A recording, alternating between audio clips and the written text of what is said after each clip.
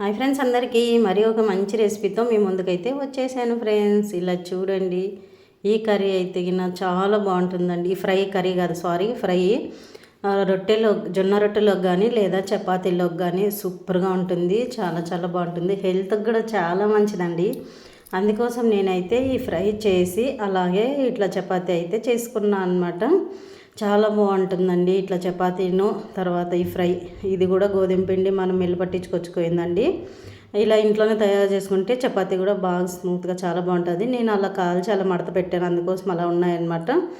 ఇది ఎలా చేశాను ఏమనేది వీడియో మొత్తం కంటిన్యూ అవుతుంది, తప్పకుండా చూసేయండి ఫ్రెండ్స్. ఇప్పుడైతే నేనైతే ఇలా చూడండి, ఫస్ట్ వచ్చేసి కళాయి పెట్టుకున్నా అండి. కళాయి పెట్టుకొనేసి స్టవ్ అయితే ఆన్ చేసుకున్నాను. ఆన్ చేసుకొని కొద్దిగా అయితే ఆయిల్ వేసుకుంటున్నాను.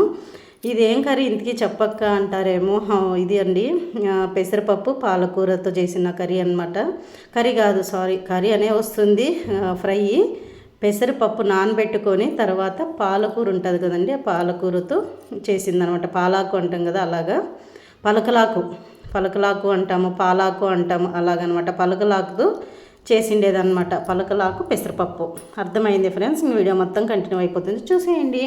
ఫస్ట్ వచ్చేసి తగినంత ఆయిల్ అయితే వేసేసుకున్నాను. తర్వాత కొంచెం ఆవాల జీలకర్ర అయితే వేసుకున్నాను. తర్వాత పచ్చిమిర్చి, ఎర్రగడ్డ అయితే తరిగేసుకున్నా, ఆనియన్స్ అది తరిగేసుకొని కొద్దిగా పచ్చికరివేపాకు అయితే వేసేసి ఇది కొంచెం బాగా మగ్గనిచ్చాలన్నమాట. ఈ ఫ్రై అయితే పాలాకు కూడా చాలా మంచిదండి. పలకలాకు చాలామందికి తెలిసే ఉంటుంది, చేస్తారు. కానీ ఇలా మా స్టైల్లో ఇలా చేస్తారని చూపిస్తున్నా అనమాట. ఒక్కొక్కరు ఒక విధంగా చేస్తారు కదా, మీరు ఎలా చేస్తారో కూడా తప్పకుండా అయితే కామెంట్ చేయండి. మీరు చేసే ప్రాసెస్లో కూడా నేను కూడా చేస్తాను ఒకసారి నేను చేసే ప్రాసెస్లో కూడా మీరు కూడా చేయండి. ఎలా వచ్చింది అనేది కూడా కామెంట్ బాక్స్లో తప్పకుండా చెప్పండి ఫ్రెండ్స్. అలాగే ఇప్పుడు కొంచెం పచ్చిమిర్చి ఆనియన్స్ వేయడానికి ఇంకా అలా మూత అయితే పెట్టేశానండి. మూత పెట్టేసి ఒక 2 నిమిషాలు అలా వదిలేసామనుకో కొద్దిగా ఇలా మగ్గుతుంది చూడండి.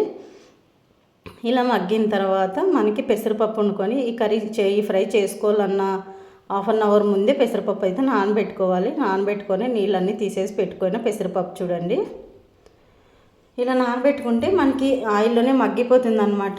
టేస్ట్ అయితే చాలా బాగుంటుంది. పెసరపప్పు కూడా మనకి ఆరోగ్యానికి అయితే చాలా మంచిది కదండి.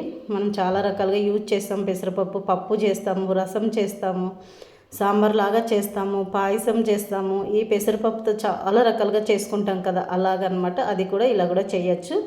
ఇలా ఆయిల్లో మగ్గితే చాలా టేస్టీగా బాగుంటుంది అనమాట. ఇవి మనం తినేటప్పుడు కూడా మంచి టేస్ట్ వస్తాయి. ఇంక ఇప్పుడు వచ్చేసి ఇలా అంతా బాగా ఎర్రగడ్డ అన్నీ మొత్తం బాగా కలిపేసి ఒక 5 నిమిషాలు స్లో మంట మీద అయితే వదిలేయాలండి. మధ్యలో మధ్యలో కలుపుకుంటూ, లేదంటే అడుగునంతా మాడిపోతాయి. మధ్యలో కలుపుకుంటూ అట్లే ఒక 5 నిమిషాలు సన్న మంట మీద చూడండి. ఇప్పుడైతే కలర్ మారాయన్నమాట.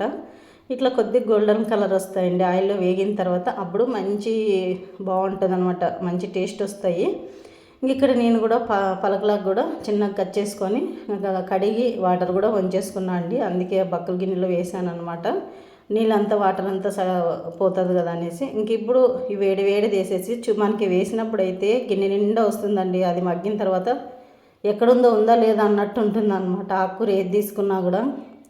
ఇంక ఇప్పుడు వచ్చేసి అన్నంతా బాగా మగ్గనివ్వడండి. కనీసం ఒక 2-3 నిమిషాలు, ఒక 5 నిమిషాలు చిన్నగా మంట పెట్టి మగ్గనిస్తే మనకి స్లో మంట మీదతో ఇంక ఇప్పుడు పెసరపప్పు కూడా బాగా మగ్గుతాయి. తర్వాత ఆకుకూర కూడా మగ్గుతుంది అనమాట. ఇలా ఈజీగా చేసుకోవచ్చు ఫ్రెండ్స్. రాని వాళ్ళు కూడా ఈజీగా అయితే చేసుకోవచ్చు అనమాట, ఏ కష్టం లేకున్నట్టు. ఇది పలకలాకు ఫ్రై కూడా చాలా బాగుంటుందండి. ఇంకా చపాతీ తింటే జొన్న రొట్టెకి సూపర్ ఉంటుంది. కానీ అందరూ జొన్న రొట్టె చేసుకోలేరు కదా, అందుకోసం చపాతీ కూడా చేసుకోవచ్చు అనమాట. రైస్లో కూడా తినచ్చండి, రైస్లో కూడా చాలా బాగుంటుంది. ఇంకా అలా వేసేసిన తర్వాత అంతా బాగా కలిపి ఒక 2 నిమిషాలు స్లో మంట మీద పెట్టాలి చూడండి. ఇప్పుడు అసలు ఉత్త బేల తప్ప ఆకుకూరే కనిపించలేదు. ఫస్ట్లో చూస్తే ఉత్త ఆకుకూర అంతా కనిపించింది, మగ్గిన తర్వాత కొంచెం కూడా కాదనమాట. ఇంకా సరేలే అని చెప్పేసి ఇంకా అలా చేశాను.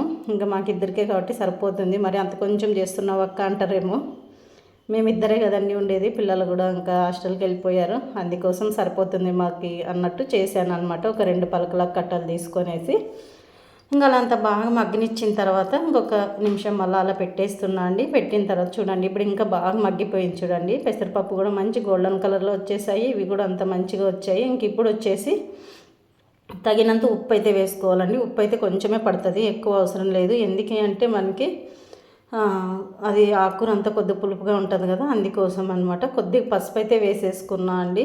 ఉప్పు, పసుపు, కొంచెం గరం మసాలా పొడి వేసుకున్నా. మనకి కావాలంటే వేసుకోవచ్చు, లేకపోతే లేదు. నేనైతే కొంచెం వేసే బాగుంటుంది ఆకుకూరలు అలాగా. కారం అండి, నేను ఫస్ట్ పచ్చిమిర్చి కూడా వేసుకున్నా కదా కొన్ని, అందుకోసం కొంచెం కారం అయితే వేసుకున్నా అండి. వేసుకొని ఇలా అంతా కలుపుకోవాలి. ఇలా అంతా కలిపిన తర్వాత ఇంకా స్టవ్ ఆఫ్ చేసుకుంటే సరిపోతుందండి. ఇప్పుడైతే అంత మగ్గిపోయి ఉంటుంది చూడండి. ఎంతో వేసినా కూడా ఆకుకూర అంత కొంచెమే అయిపోయిందనమాట కదా. ఇంక ఇప్పుడు అంతా అలా అయిపోయినాక ఇంకా మనము స్టవ్ ఆఫ్ చేసేసుకొని ఇంకా మనం సర్వ్ చేసుకుంటే అయిపోతుందండి. ఇంకా ఇందులోకి చూడండి కరెక్ట్గా సరిపోయింది. ఇంకా బ్యాళ్ళు ఎక్కువ కనిపిస్తున్నాయి కానీ మీ ఎదురుగా అంత ఆకుకూర వేసిన ఆకుకూర ఎక్కడ కనిపించలేదండి. అంతా మగ్గిపోయిందనమాట అందులోకి. కానీ టేస్ట్ మాత్రం చాలా బాగుంటుందండి. ఆ బ్యాళ్ళు లాగా ఆకుకూర మాత్రం సూపర్ టేస్ట్ ఉంటుంది. అందుకోసం నేను నా స్టైల్ అయితే ఇలా చేశాను అనమాట. అలాగే ఈ వీడియో అనిపించిందో కామెంట్ బాక్స్లో కామెంట్ చేయండి. మన ఛానల్ మీకు నచ్చినట్లయితే లైక్, షేర్, సబ్స్క్రైబ్ చేసుకోండి ఫ్రెండ్స్ అందరూ.